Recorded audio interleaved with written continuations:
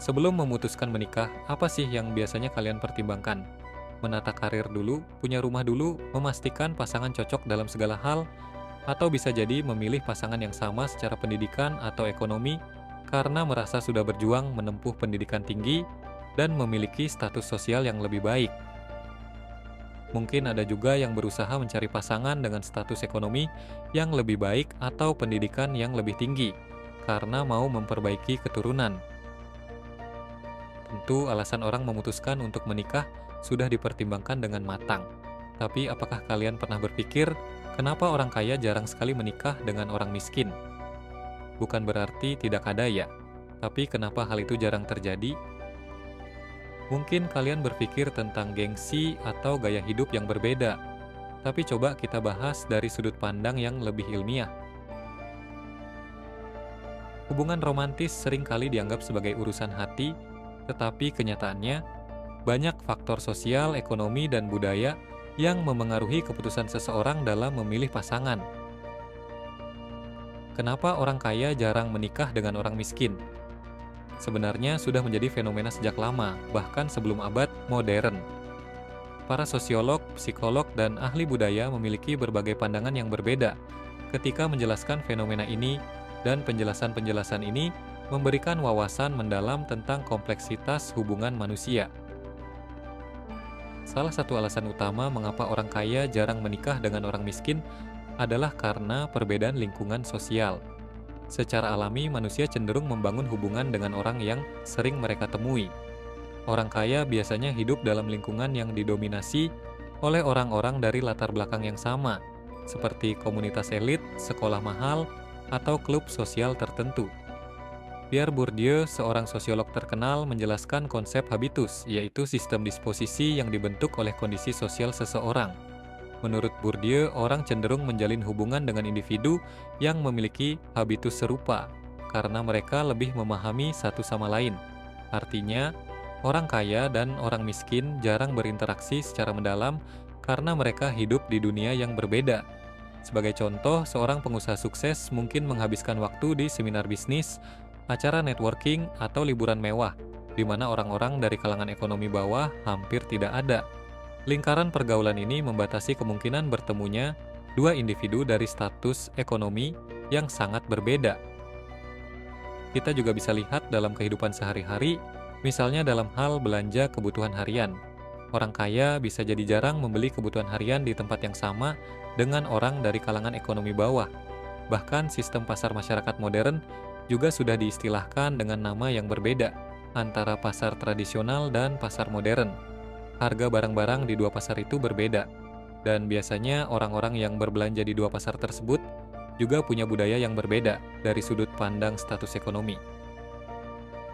Selain lingkungan sosial, kesamaan nilai dan gaya hidup juga memainkan peran besar dalam hubungan. Orang kaya seringkali memiliki prioritas dan pandangan hidup yang berbeda dibandingkan dengan orang miskin.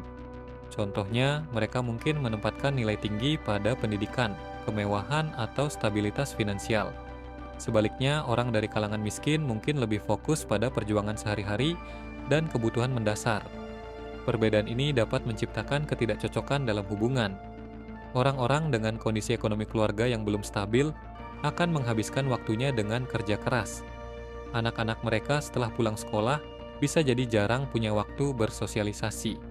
Ada yang membantu pekerjaan keluarga, bahkan menjalankan bisnis sendiri, sehingga yang penting bagi mereka adalah mental berjuang.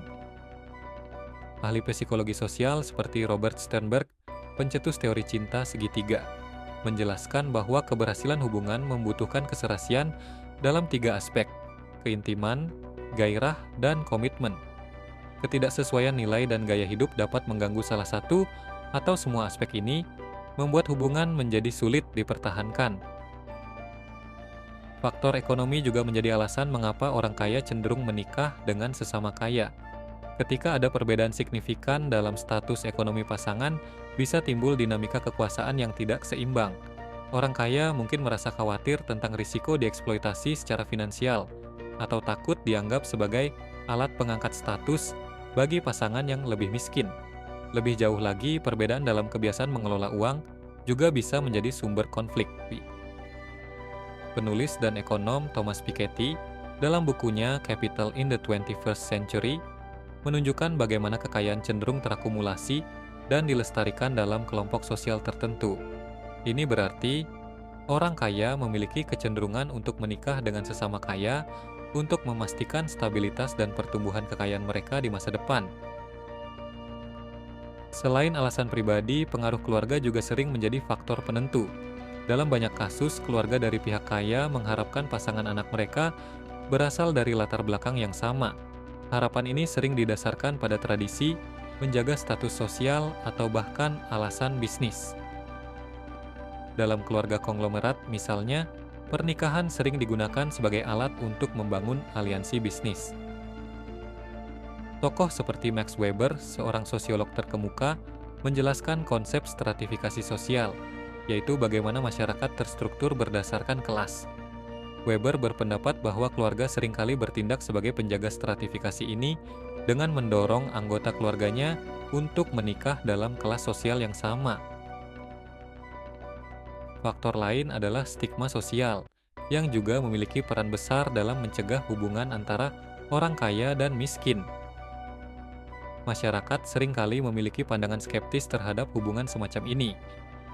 Orang kaya mungkin merasa takut dinilai negatif oleh teman atau rekan bisnis yang mungkin menganggap hubungan tersebut sebagai tidak tulus atau memiliki motif tersembunyi, karena kasihan misalnya, karena paksaan keadaan atau ada tujuan-tujuan lain yang sengaja disembunyikan.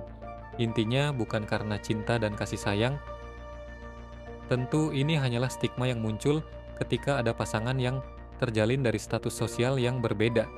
Sebaliknya, orang miskin mungkin merasa tidak percaya diri atau menghadapi tekanan sosial dari komunitas mereka sendiri. Perasaan tidak pantas atau tidak sepadan dapat menciptakan ketegangan yang akhirnya memengaruhi kualitas hubungan. Perkenalan yang terjadi akhirnya tidak memiliki kemungkinan untuk sampai pada jenjang yang lebih serius karena perasaan tertekan semacam itu. Apalagi tidak jarang juga keluarga memperkuat perasaan tersebut dan berpesan pada anak-anak mereka untuk mencari pasangan yang bukan dari keluarga yang lebih kaya atau terpandang. Entah karena takut berbeda tradisi saat acara-acara keluarga besar, takut tidak bisa memberikan sesuatu yang layak bagi mereka, dan alasan-alasan lain. Intinya bisa jadi kedua kalangan, baik kalangan ekonomi kelas atas dan kalangan ekonomi bawah, memiliki stigmanya masing-masing yang terbangun dalam komunitas mereka, yang akhirnya memperkecil kemungkinan mereka saling bertemu dan membangun hubungan serius. Selain faktor-faktor tersebut, yang terakhir bisa jadi adalah karena pendidikan. Hal ini juga memainkan peran penting dalam fenomena kenapa orang kaya jarang yang menikah dengan orang miskin. Orang kaya cenderung memiliki akses ke pendidikan yang lebih baik, yang membuka peluang untuk bertemu dengan individu-individu dari latar belakang yang sama. Misalnya, universitas bergengsi seperti Harvard atau Oxford seringkali menjadi tempat di mana anak-anak dari keluarga kaya bertemu dan menjalin hubungan. Sebaliknya, orang miskin seringkali tidak memiliki akses yang sama, sehingga ruang untuk interaksi dengan orang kaya menjadi sangat terbatas. Hal ini mempersempit peluang untuk membangun hubungan lintas kelas sosial. Faktor pendidikan ini juga kadang dikuatkan oleh keluarga.